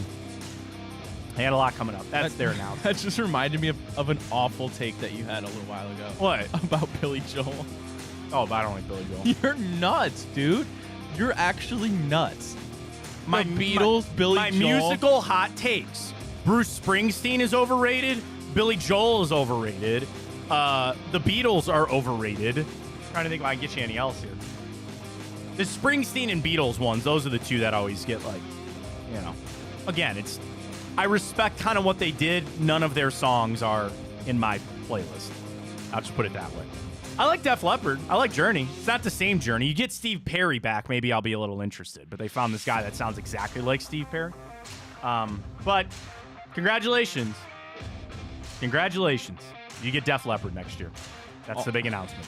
All right. Shohei Ohtani get up there and start ripping pour some sugar on me? Can we do I don't know that? if he's a good singer, but I will find out. I mean, I don't think he knows English, so I'm not sure how he's going to do that. But anyway, another I'll big listen to it announcement. I'll listen to it in Java. That's fine. Speaking of big announcements yesterday, seems to be some trouble in Buckeye Paradise. Chip Trainum has been another player that has announced he's going to enter the NCAA transfer portal. Matt, we've seen more than a few Buckeyes already make that announcement in what seems to be a bucking trend. So Chip Trainum is from Cleveland, from Hoban, I believe. I called one of his football games.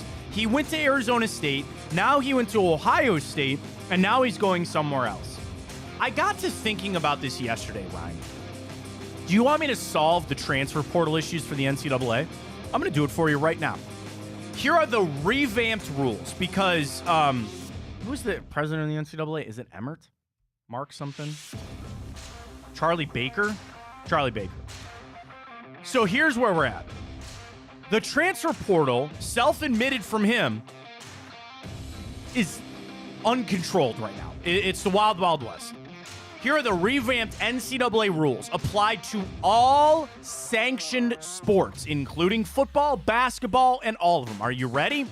Number one, the graduate transfer thing is gone, right? And I understand that the NCAA used to do that because they wanted to incentivize players to finish their degree before, and then they can transfer wherever they want. You get that all the time, graduate transfer and all that kind of stuff. That is gone now. That is gone now. The graduate transfer thing is gone. Number two, you get one transfer without penalty. And that applies at any point of your college career. You get a one-time transfer token to go to whatever school you want for whatever reason you want. One time. And number three, you get 5 years, man or woman. 5 years. From your high school graduating year, you have 5 years of NCAA eligibility. That's it. None of this 6 and 7 year crap. None of this, well, I redshirted, then I tore my shoulder out, then this and that. Gone. I'm sorry that you tore your ankle out. I'm sorry that you tore your ACL.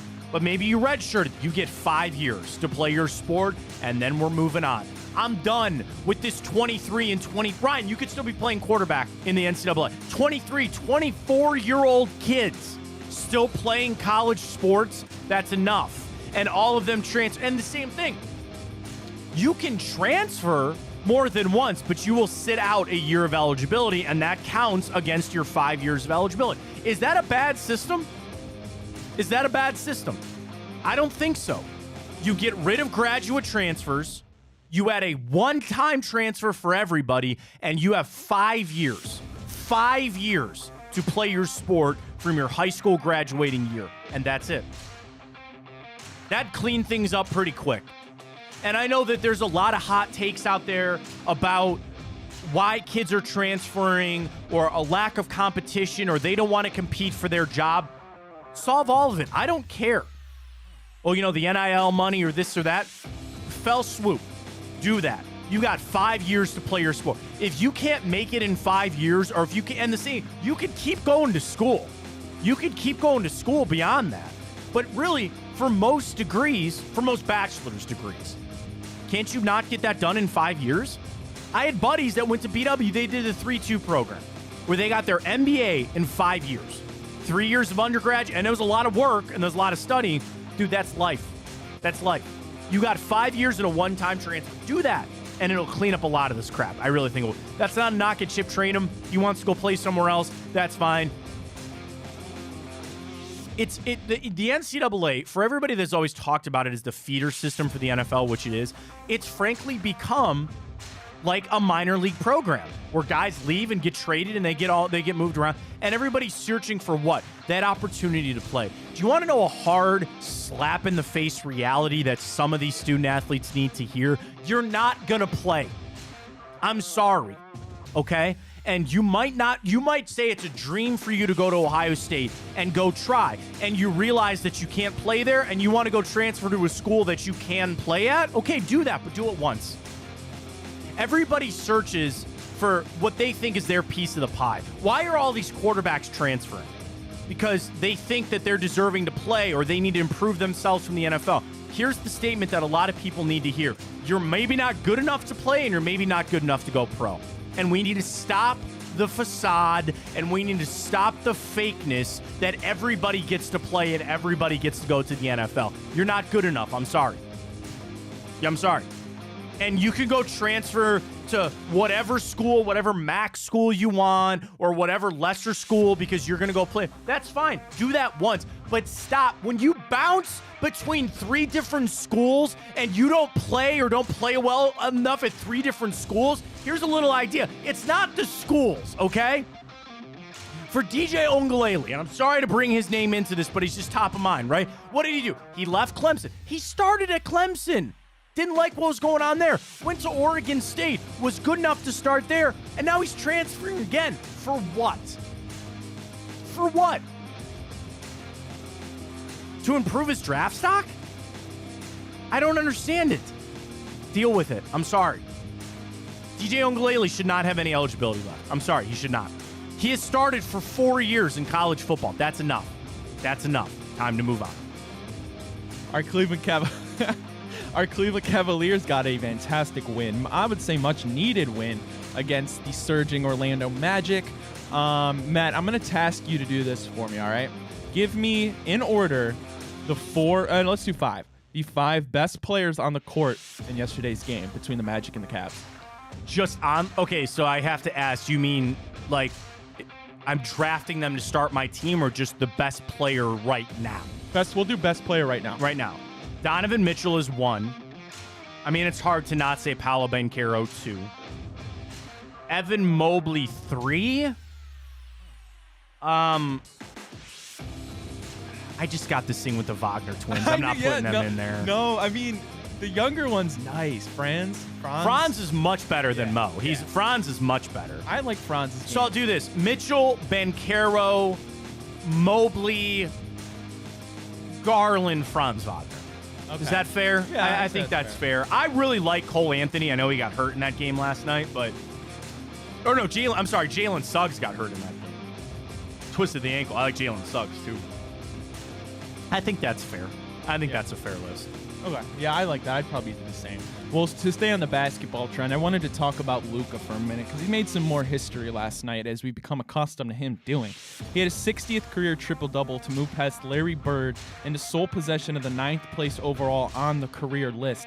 And the impressive part about it is Doncic's 60 triple-doubles have come in just 349 games, while it took Bird 897 games to do the same. I mean, here's the thing about Luka. He's going to put up a lot of stats. That's kind of what he does. He's got to go start doing it in the playoffs and win a championship. You know what I mean? Like, he has now ascended to an elite level where you would look at Giannis before they won one and say, okay, like, the mark of good NBA players to becoming great is you got to win a championship. And that's any sport. But when basketball is as individual as it is, you can be a Hall of Fame quarterback and not win a championship and just be really good at what you did. You can be a Hall of Fame left tackle, Joe Thomas, and not win a title. In basketball, the elite get championships. They do. And there are some that probably, I'm sure that weighed on LeBron when he made his decision to go to Miami, is I just didn't want to go down as a guy that didn't win multiple championships, right? Luka Doncic is a good enough player that when it's all said and done, he should win at least 2 or 3 championships. At least. Is he going to? I don't know. And eventually I think he's going to leave Dallas to go find some team that he can do that with. Because that's the pressure on a basketball player. You know what I mean? A basketball player is an individual sport enough that he can take games over and he can lead teams to where he needs to go with them. Luka Doncic should win championships. So on the stat padding and all that kind of stuff, yeah, he's a dynamic player and he's exactly what you would want in today's NBA. But I think all those stats will kind of fall flat if he doesn't go win a championship, or at least get close to one. Well, last morning update here on this Thursday edition. Well, Matt, the best golfer in the world has turned to the dark side. Jon Rahm, Mr. Masters winner himself, has agreed to join the LIV tournament after getting offered. How much money was it, Matt? I saw $600 million. Woo! He signed through 2029.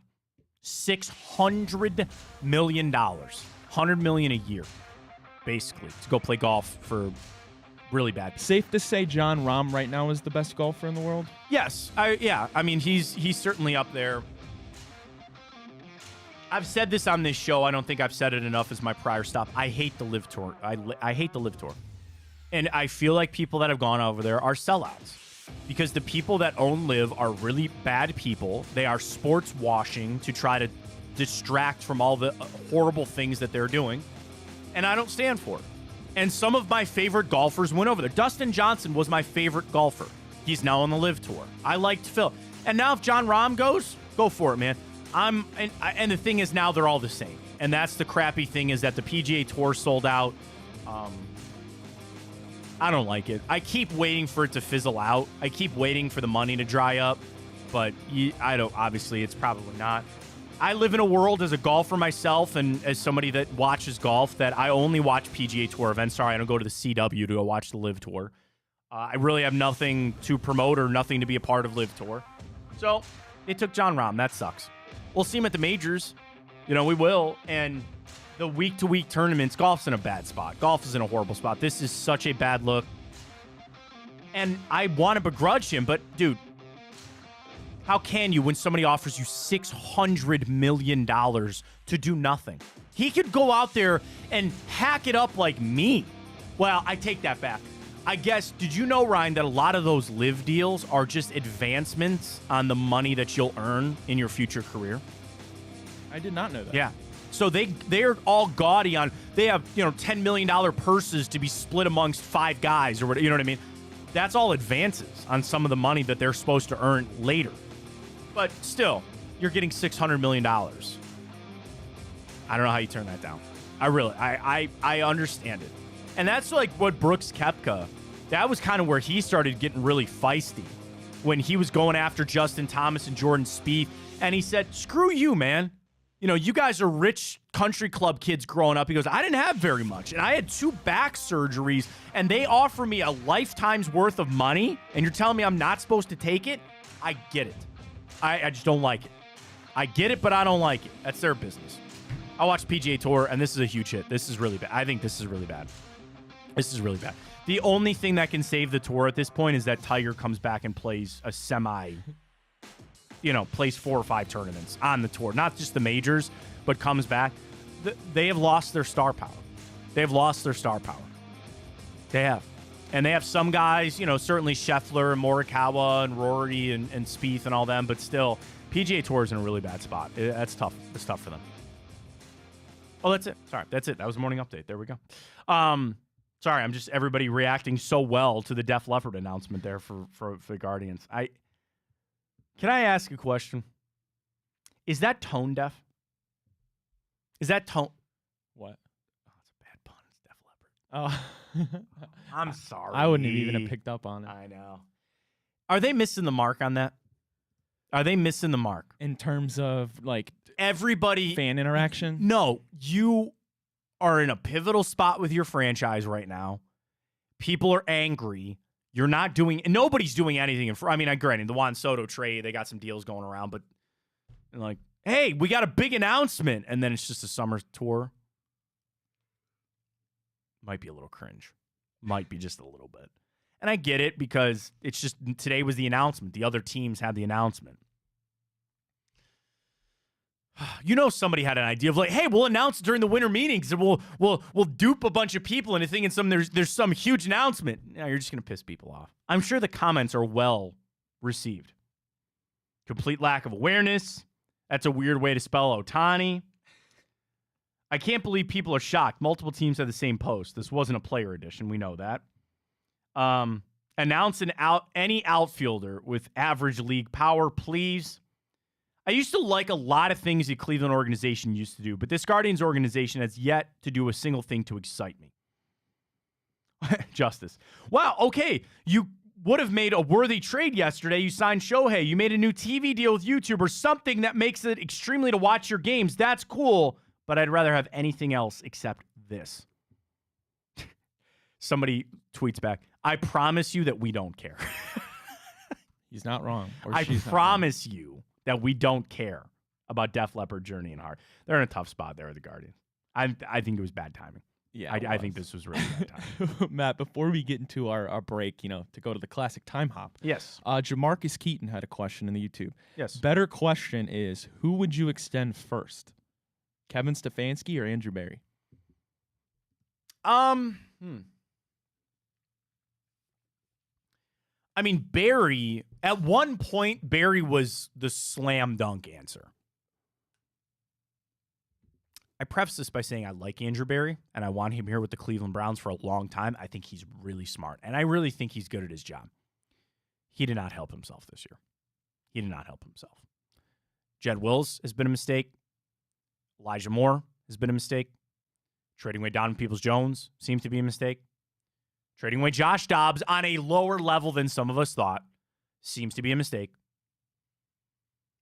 But I still want both of them here. If I had to pick one, dude, that's really hard. Like, if you had to pick one, you only got one, Stefanski or Barry. Oh, no. I mean, my gut would say Stefanski, because Barry has kind of already built the team. You know what I mean? And a GM, I do think there are GMs that are better in free agency than the draft, and some that are better in the draft than free agency. And I don't quite know which is Andrew Barry, because the draft, what's his best draft pick? MJ Emerson? Maybe? Yeah, it's really not that special. It's not. Now, free agency has gone very well, right? Like, again, some of the like Ethan Posick seems to be a really good deal right there. Juan Thornhill seemed to work out. Rodney McLeod before he got hurt. Zadarius Smith, Dalvin Tomlinson, some of those guys on the D-line, sure. And then the deals that he has extended. I don't think anybody had a problem with Nick Chubb's deal or David Njoku's deal or Jack Conklin's deal, and then he got hurt. Which one's the harder one to replace, though? The head coach or the general manager? I could make the case it's harder to find a good GM than a good head coach. I could list you probably 12 head coaches that I would willingly have as my head coach. I don't know if I could say that about a lot of general managers. Like Howie Roseman in Philly is very good. John Lynch in San Francisco is very good. Mark Davis? No. No. Bill Belichick? No. I think there's less good general managers out there. I do. So I'd rather, I guess, lean towards that. It's a hard question, though. I think they'll both get extended. I really do think they're both going to have deals coming up. But if I had to pick one, I probably would go Andrew Barry. But I think they'll both get deals. Good question, though. I think it's a very good question. Matt, real quick question. Would you rather be bald or have Mark Davis's haircut? Oh, God. Probably bald. Because that's an intriguing question. You know what I mean? Like, everybody would stare at you and go, why do you willingly choose that haircut? You know what I mean? I want to post that. you want to do it for? Well, we have another 2 for Tuesday about overrated. Bald or Mark Davis? You had to pick one. What would you rather have? Be bald or Mark Davis? I have to haircut? imagine the overwhelming answer would be bald. Post it. I mean, I think that. I mean that. I'll tell you, that's the answer. Can I post it right now? Yeah, sure. Go ahead. Yeah, you run the Twitter. You can do whatever you want. Go ahead. I mean that's the answer. There's no way. Because again, you look at him and you go, at this point, he's got to be trolling. At this point, you think so? It has to be. He's a billion. Bro, I tell Mark Davis this. I get my haircut. Shout out to the Irish barber, Sean and Jason. They're right there in Fairview. Rocky River. They are the best. And you want to know the best thing about Sean's place? He owns the bar next door. So you can go in there, get a haircut, and go over and have a freshly poured pint of Guinness or Smittix. Mark, if you're listening, you can get all that done for $40. You can get yourself a pint of your favorite beer and get a good haircut for $40. You're worth billions of dollars. He's got to be trolling. Dude. He's got to be trolling. I'm looking at it right now. It's so bad. It's like. Can you pull it up on the screen for everybody? Yeah. I mean, everybody knows what Mark Davis's haircut looks like. Because the thing is, that's it. Like, he willingly goes to his barber and says, give me that haircut. I want that haircut. He's a weird dude, clearly. But yeah, the answer is bald. You'd be better off being bald than having his haircut I just like that. posted. You think that hair is fake? No, no way you got a fake hair that like. I don't know, because like he might have had implants or something. He just looks like such a goober, doesn't he? I need the answers. This is the most important question of the day. Like, why? Like, the haircut. I'm trying to find a story. Okay, here's from the New York Post from 2 years ago. The truth behind Mark Davis's shocking haircut. God, there are so many ads on the New York Post. I put it on the screen there for the Okay, viewers. you see everybody see that haircut? Here's the truth behind it. His hair, which can be described as a loosely stitched together combination of a bowl cut and the male version of bangs. Wow. Has been the Yes, that's the perfect way to describe it. bowl That's what I cut was with looking for. bangs. Yes. His unique style is no accident. And former head coach, John Gruden expressed his resentment towards the criticism. Gruden said, I think it's a bunch of bull crap with people joking about Davis's hair. If you don't know Mark Davis, you don't like Davis, okay, whatever. Davis shared a technique or lack thereof to get his hair in shape during Hard Knocks. I blow dry it and it ends up like this. I don't really have to comb it. Maybe you should start combing it, Mark. It's not my barber's fault with the hair. I force her to do it. Oh, and of course, Gruden has the same haircut. So that's probably why I liked it. We just get it dry and let it fly, is what he calls it. Weirdo. Is the question up? Yeah. It's the bangs. Like, it hurts to look at his head. I know. It's like one of those things. Plus, that you can't like comprehend. It's distracting. Yeah. No, it's distracting because what you could do, Mark Davis could walk in here to have a conversation with us, and you can't stop staring at his hair. It's distracting, is what it is. It's bad, man. Pat from Cleveland still looks better than Fontana's hair. What's wrong with my hair? What's wrong with my hair? There's nothing wrong. That's a lie. That's fake because there's nobody in this world that has a worse haircut. Is that the world's worst haircut? Yes. Yeah, we don't get political on this show. There's a political figure with a pretty bad haircut too, but no, there's nobody worse than that. He's got the worst haircut known to man. All right, let's get to Time Hop when we return. We'll jump into that. We still have Bill Barnwell. We have to get to the path to the playoffs. Pretty simple as that. It's the win, but percentage chance for the Browns. We'll get to all that coming up right here on Big Play. Matt Fontana Show. Streaming live. We're on YouTube. We're on Twitter. Don't forget about the iHeart app as well. We'll get to all that next.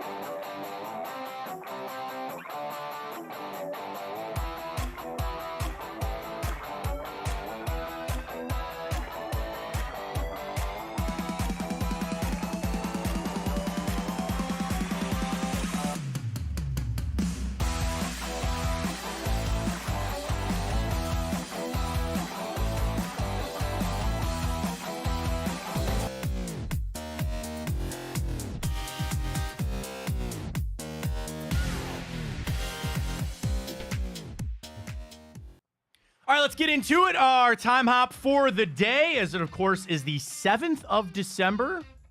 Got a lot of football games to get to here on this day, including this day 2019.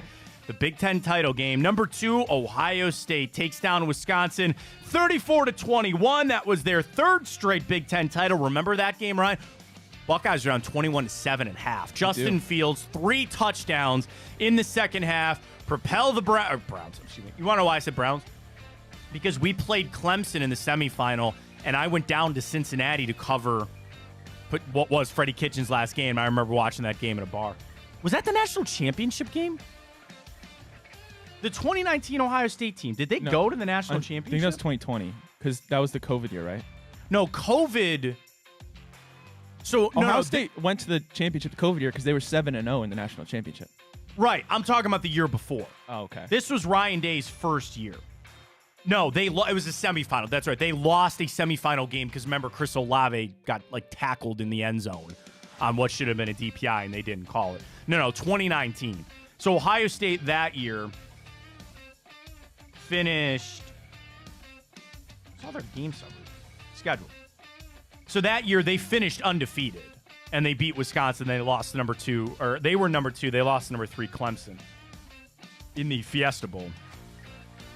Later in the year. So that's where that was in 2019. This day, 2017, Browns fired Sashi Brown.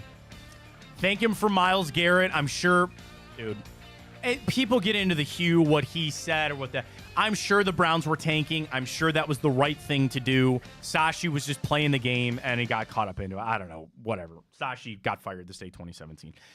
This one, I remember doing this every year because I think it's so interesting. That this day, 2016, Mel Kiper and Todd McShay released their draft preview for 2017. That was the year Myles Garrett, Patrick Mahomes, Mitch Trubisky, they were all in the draft this day, or 2017. So this was the draft preview from Mel and Todd. Number 1, they said there was only one quarterback worth taking in this draft. It was Mitch Trubisky.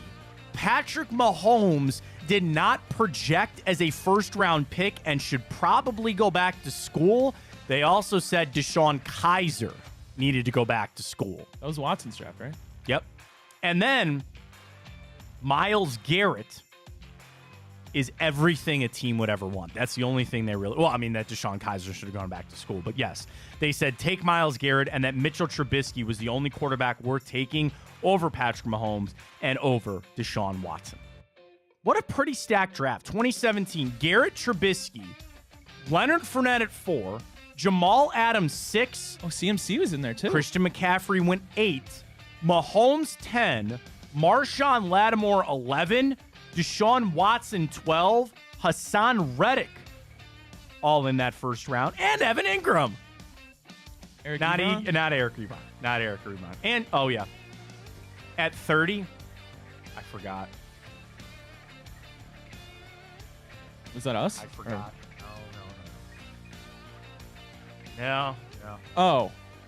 No, that wasn't Lamar Jackson's year. No, that was, yeah. What? The 29th overall pick, the Cleveland Browns select David Njoku. That's not what I'm talking about. With the 30th overall pick in the 2017 NFL Draft, the Pittsburgh Steelers select T.J. Watt, linebacker, Wisconsin. I know it seems crazy that you would have taken 2 edge rushers, but could you dream? Could you dream for a second of Myles Garrett and T.J. Watt? They also took Jabril Peppers in that first round, too. You want to know who really feels stupid? The Dallas Cowboys took Taco Charlton 2 picks before T.J. Watt. Taco. There it is. So the draft preview. This day, 2014, the Browns fall to the Colts 25-24. Brian Hoyer only a $136 and 2 interceptions. Craig Robertson had a fumble recovery for a touchdown, and Justin Gilbert had a pick 6. The Browns had a 21-7 lead in the third quarter and coughed it up for the Indianapolis Colts to come storming back. You want a little box score trivia from that game? Yes, please. All right, 2014. The Browns at that point What did I say? 2014? Yeah, 2014. No, it was not 2014. I can't be right. 2013? Wait a minute. 2015? 20-something? No, I have it written down as 2014, but when I go to the Browns schedule of 2014, I'm an idiot. It was staring me in the face. Browns fall to 7-6. Ryan, that would be the second of a 5-game losing streak on the way out in 2014. The winning quarterback for the Indianapolis Colts that day was who? 2014. Okay. Oh, Andrew Luck. Yes. 294, 2 touchdowns and 2 interceptions. He actually ran for a touchdown. Who do you think the Browns' leading rusher in that game was? 54 yards and a touchdown. 2014. Let's see. The Crow? The Crow is correct. Let's go. Leading receiver for the Cleveland Browns. Browns' leading receiver in this game had 4 receptions for 41 yards. Your guess. Benjamin Watson. Good guess. No, same position, though. Gary Barnidge? No, another good guess. What's that? Oh, what's that other tight end's name? Jordan Cameron. Jordan Cameron, who do you know has a kid with Tiger Woods' ex-wife? Did you know that? The more you know. Jordan Cameron, former Browns tight end, has a kid with Elin Nordgren, Tiger's former wife, ex-wife. They're Eskimo brothers. Is that the blonde one? The blonde chick? Yes. Yeah. And then I don't know why I remember this. Then Jordan Cameron's sister has a kid with Matt Leinart and Blake Griffin. All USC connections there. So, yes, Jordan Cameron, your leading receiver for the Browns this day 2014. This day 2013, another just killer game that sticks in my craw. Number 2, Ohio State falls to Michigan State in the Big Ten championship game, 34-24. Connor Cook, Hinckley's own, threw 3 touchdowns in that game. Braxton Miller had a touchdown pass and 2 rushing. Ohio State out of the playoff, and they would go play Clemson in the Orange Bowl. This day, 2007, Barry Bonds pled not guilty to 5 counts of perjury. That was something I thought was so interesting that they went to the Supreme Court about these guys taking roids. Like, for what? Baseball knew, Yeah. It's so weird. And trust me, I grew up watching that. I grew up watching the steroid era. They would cut away from the news when Bonds or Sosa or McGuire would come to bat. It was massive. But they had to get, and then the Mitchell report comes out to clean up baseball. I to this day don't really understand why the courts got involved in this. They were using juice and tell them not to. I don't know. This day, 2006, the Browns fell to the Steelers 27-7. The reason this game is important, Willie Parker set the Pittsburgh single-game rushing record, 223 yards against that Browns defense in 06. 06, wow. Who was our quarterback? Oh, you want the box score on 06? Yeah, I want to guess. All right, hang on. 2006? Mm-hmm. 2006, Browns Steelers. Leading quarterback for the Browns. Guess. Is that Derek Anderson? Good guess. It was Derek Anderson. 21 out of 37 for a touchdown and interception. Oh, my God. The Browns' leading rusher in this game had 5 carries for 6 yards. I'm not kidding. The Browns rushed for 18 yards as a team. This guy had 5 carries for 6 yards, while Willie Parker set the single game rushing record for the Steelers at 223. Your guess on who that running back was? Wow. My hint, in no way that would help you, is this guy was a beast in Madden 06. He was a beast, and I ran the ball with him all day. Holy moly, a 2006 running back. We traded for him from the New York Giants, if that helps you at all. I don't think I'm going to get this, Matt. Do you know Reuben Drones? Do you remember Reuben Drones? I would have never gotten that in a million Reuben years. Drones is the guy that rushed for 6 yards in that game. I'm sorry. He went to the Giants after us. We got him from Denver. Okay. And you want another little box score thing on this? Jason Wright, president of the Commanders, had 2 carries for 2 yards in this game. Your leading receiver, 111 yards for... In 2006? Yes. Your hint is he's a Northeast Ohio guy. Dude, so like I get these like years mixed up, honestly, because don't hate on me, I was 5 years old, Oh, right? yeah, But that's fine.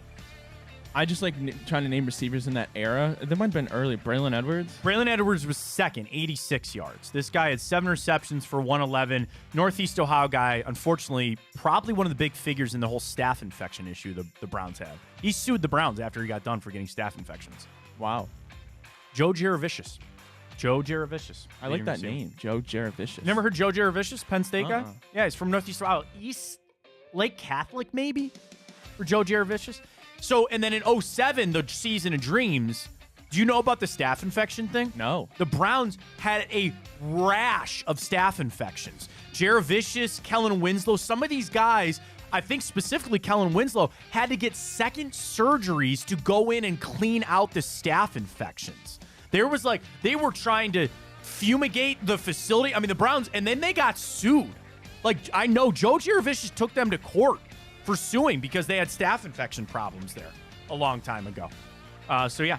This day, 85, Bo Jackson won the Heisman. This day, 1972, Apollo 17 launched. That was the last manned mission to the moon.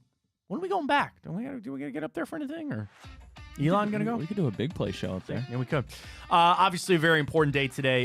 This day, 1941, Pearl Harbor was bombed. Pearl Harbor Remembrance Day, Tora. I mean, obviously, the United States, one of the most important days in an unfortunate way in our history. A very happy birthday goes out to Johnny Bench, Larry Bird, Terrell Owens, Steeler Hall of Famer Alan Faneca, former Ohio State long snapper Jake McQuaid. We go that deep here on the show. Yasiel Puig, Tom Waits, wrestler John Moxley, R.I.P. Aaron Carter, and Jeffrey Wright, and the most important one, my brother Brian, celebrating a birthday today. Bro, love you very much, and a very happy birthday to him. All right, 3 movies for you today. I'm excited. First up, this day, 2001. Lord of the Rings. No, incorrect. Good guess, but no, incorrect.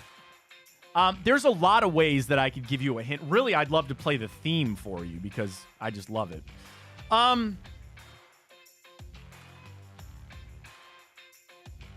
Okay. Hang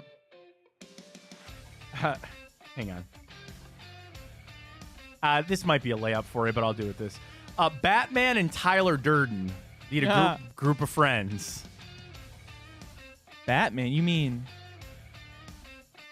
Okay, so you got Tyler Durden. You know who that's is. Fight Club, right? Right. But I'm just saying that these are 2 actors. These guys, so one is who? That's Brad Pitt, right? The other guy played Batman. Oh. They're in this movie together. Oh. And they lead a group of friends. Justice League? No. Wait. No. Batman? Take Ben Affleck? No. There's been. Keep going. Christian Bale? No. Michael Keaton? No. There's only a couple left. Keep going.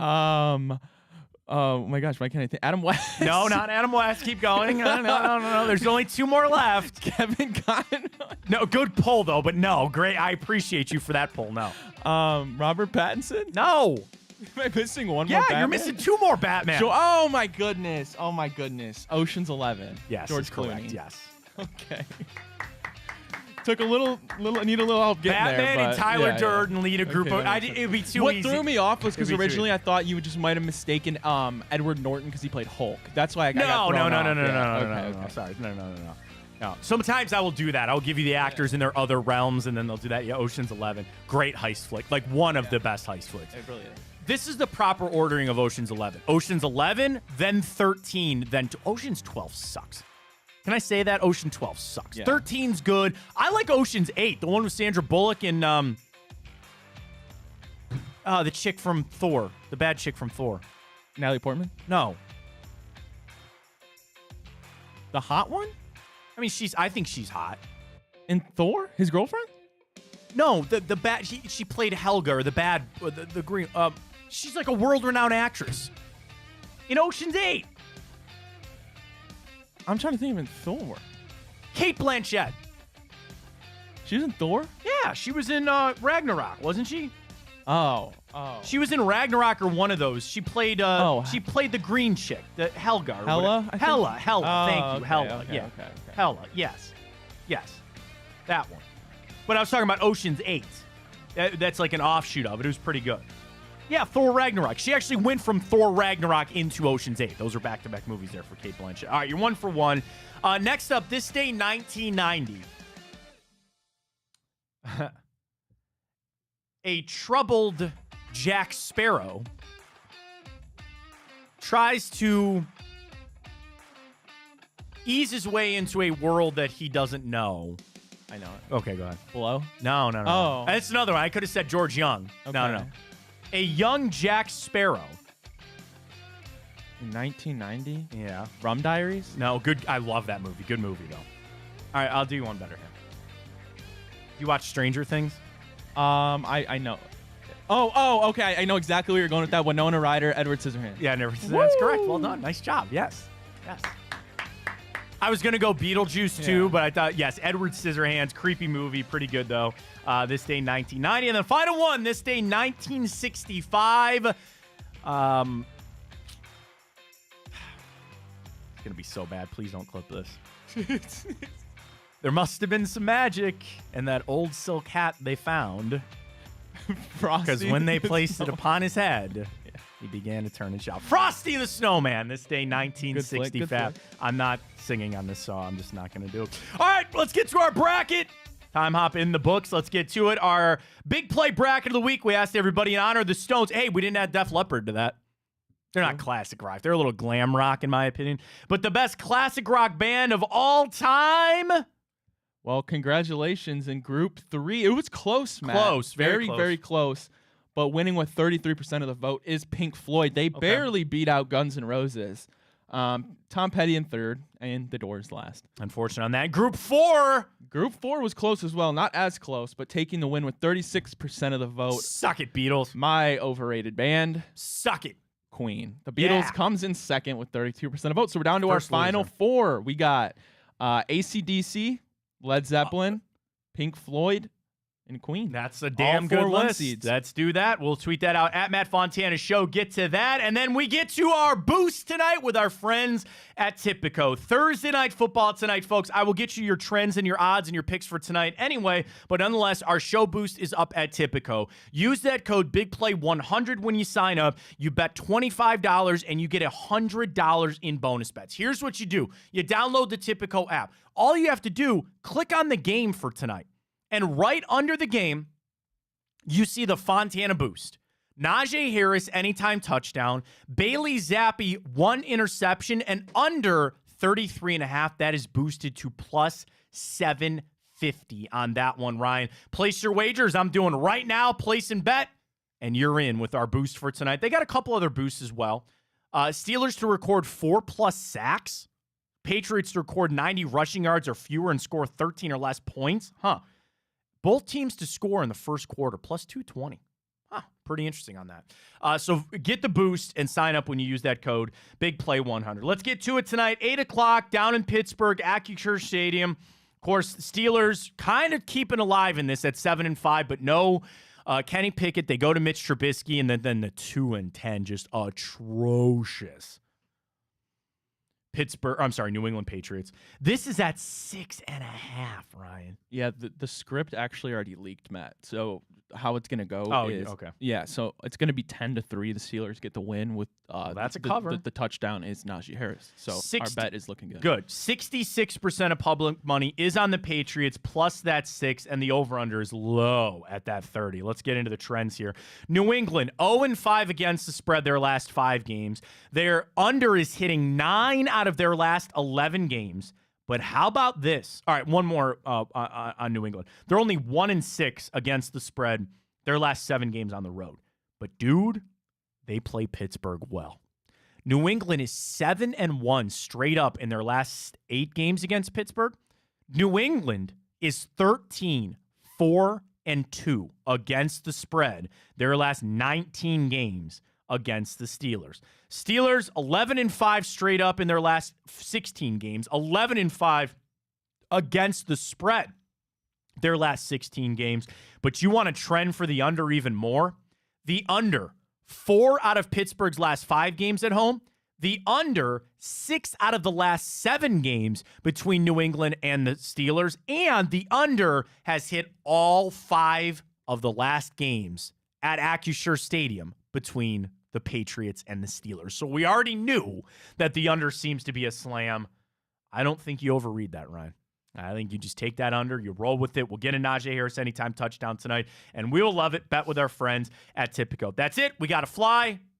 We talked Mark Davis haircut. We talked timeshares.